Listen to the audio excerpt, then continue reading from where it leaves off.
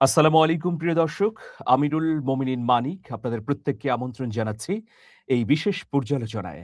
হঠাৎ ভারতের কলিজায় হাত দিল নেপাল।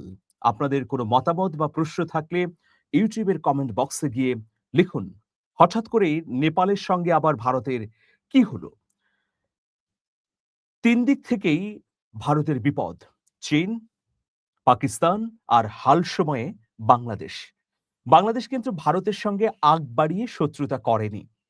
৫ই আগস্ট ২০২৪-এর গণ অভ্যুত্থানের পর অভিমানী বউয়ের মতো মুখ ফিরিয়ে নিয়েছে ভারতের বিজেপি সরকারের প্রশাসন।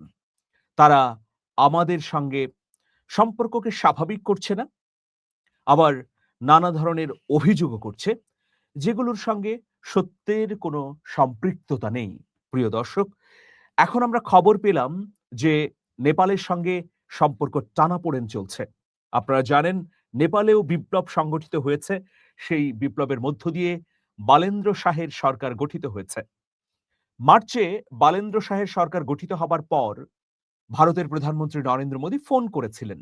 তিনি ফোন করে বালেন্দ্র শাহকে ভারত সফরের নিমন্ত্রণ জানান। কিন্তু এখন পর্যন্ত বালেন্দ্র শাহ ভারতে যাননি।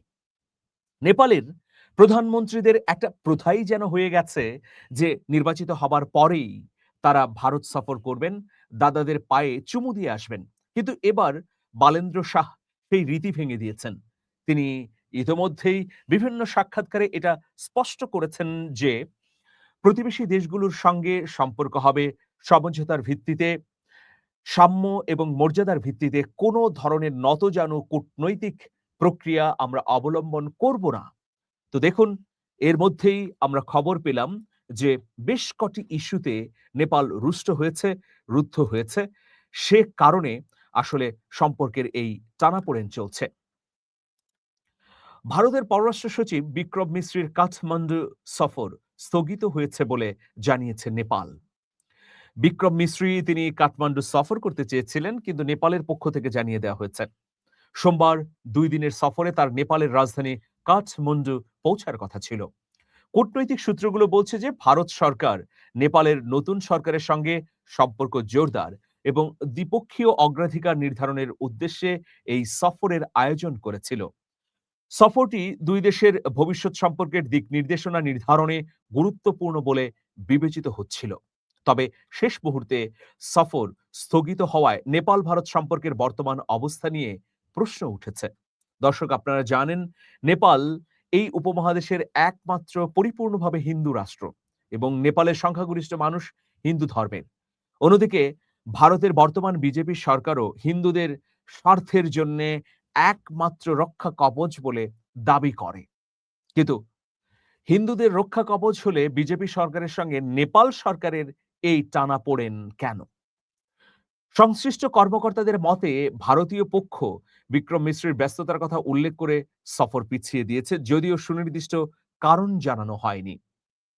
নেপালের পররাষ্ট্র মন্ত্রণালয়ের কর্মকর্তারা ধারণা করছেন সফর স্থগিতের পেছনে দুটি বিষয়ে প্রভাব ফেলতে পারে। প্রথমত, ভারতের পররাষ্ট্র সচিবের সঙ্গে বৈঠক করতে নেপালের প্রধানমন্ত্রী বালেন্দ্র শাহ রাজি হননি। তিনি ইতোমধ্যেই তার সংশ্লিষ্ট কর্মকর্তাদের বলেছেন যে নেপালের পররাষ্ট্র সচিব ভারতের পররাষ্ট্র সচিবের সঙ্গে বৈঠক করবে। আমি কেন সচিব পর্যায়ে বৈঠক করতে যাব? আমি তো নেপালের প্রধানমন্ত্রী।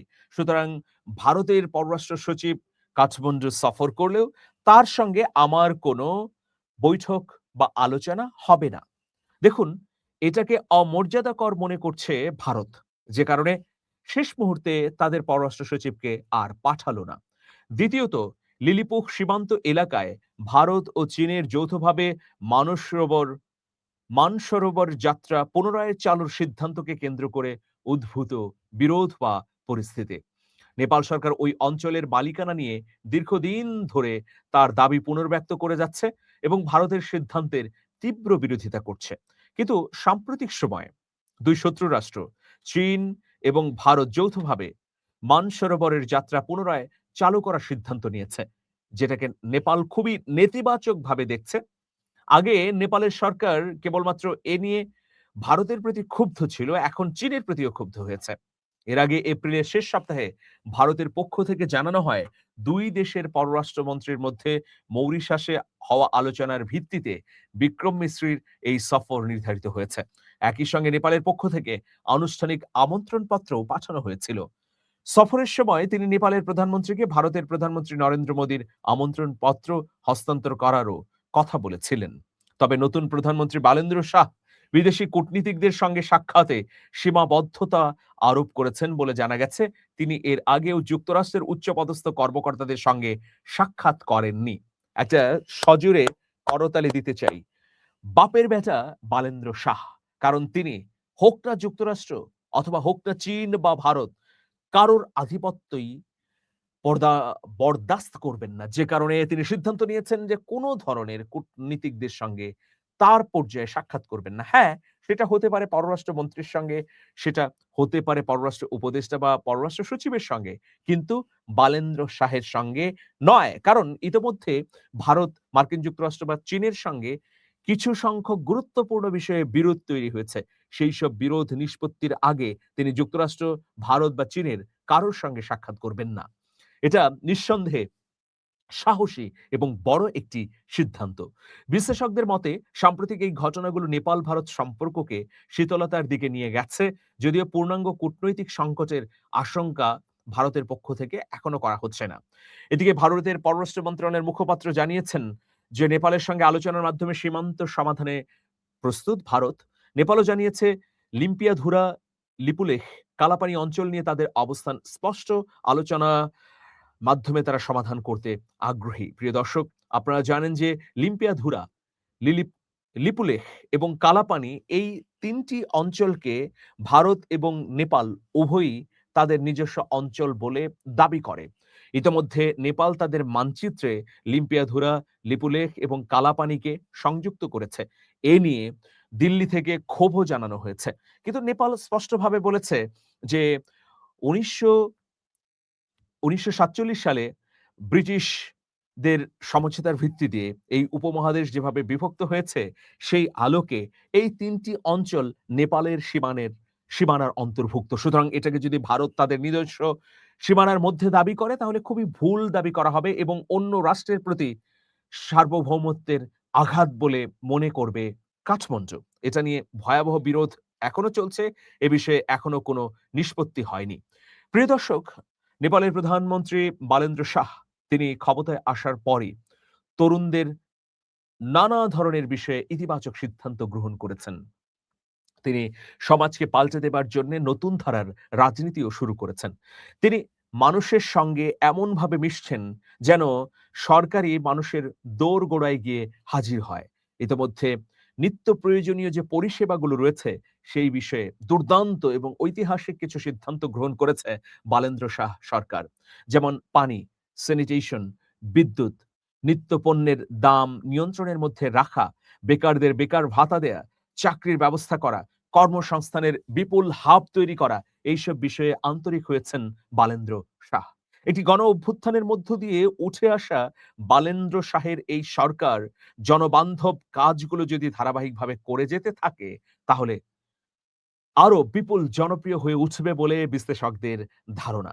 ইতোমধ্যে বালেন্দ্র শাহ একের পর এক চমক দেখাচ্ছেন, ফলে বিরোধী শিবির ম্রিয়ম্রাণ হয়ে গেছে। বালেন্দ্র শাহ চাইছেন গণ অভ্যুত্থানের মধ্য দিয়ে তরুণ প্রজন্ম থেকে শুরু করে নেপালের নাগরিকদের যে প্রত্যাশা মনের ভিতরে জেগে উঠেছে, সেই প্রত্যাশার পরিপূর্ণ বাস্তবায়ন। সেই জন্য তিনি ঘরে ঘরে যাচ্ছেন, জেলায় জেলায় সফর করছেন, মাটি মানুষের সঙ্গে মিশে যাচ্ছেন। তিনি কখনো পাহাড়ের মানুষের সঙ্গে কথা বলছেন, আবার সমতলের মানুষকেও নানা ধরনের সুবিধা দেওয়ার জন্য প্রতিশ্রুতি দিচ্ছেন এবং সেগুলো দিন শেষে নিশ্চিত করছেন। ফলে বালেন্দ্র শাহ নেপালের ত্রাণকর্তা হিসেবে হাজির হয়েছেন। এর আগে নেপালের যারা শাসক ছিলেন, তারা জনগণের সঙ্গে এভাবে মিশতে পারেননি বা জনগণের প্রতিশ্রুতি পূরণে ব্যর্থ হয়েছেন। কিন্তু এবার বালেন্দ্র শাহ সেই ধারাকে পাল্টে দিয়ে যেভাবে এগুচ্ছেন, নিঃসন্দেহে এটা ইতিবাচক। পাশাপাশি কূটনীতির ক্ষেত্রেও তিনি নতুন ধারা তৈরি করতে চাচ্ছেন। তিনি মনে করেন ভারত বিরাট ভূখণ্ডের অধিকারী হলেও ভারত যেমন একটি স্বাধীন রাষ্ট্র, একইভাবে নেপালও স্বাধীন সার্বভৌমত্বের অধিকারী। সুতরাং স্বার্থের ক্ষেত্রে ছাড় দেওয়ার কোনো প্রশ্নই আসে না দিল্লিকে। এই যে মনোভাব বালেন্দ্র শাহ, এটা যদি তিনি ধরে রাখতে পারেন এবং জনগণের প্রত্যাশা পূরণ করতে পারেন, তাহলে স্বাধীন সার্বভৌম নেপাল নতুন উচ্চতায় পৌঁছে যাবে বলে অনেকেই মনে করেন। তো প্রিয় দর্শক, নেপালের সাম্প্রতিক পদক্ষেপ এবং বালেন্দ্র শাহের উদ্যোগ ভারতের কলিজাতে আঘাত দিয়েছে। এখন দেখা যাক ভারত কি পদক্ষেপ গ্রহণ করে। ভারত কি নতুন করে নেপালকে শত্রুতার দিকে ঠেলে দেবে? নাকি ছাড় দিয়ে হলেও বন্ধুতার হাত বাড়িয়ে দেবে? সময়ই বলে দেবে। ভালো থাকুন। শুভেচ্ছা নিরন্তর।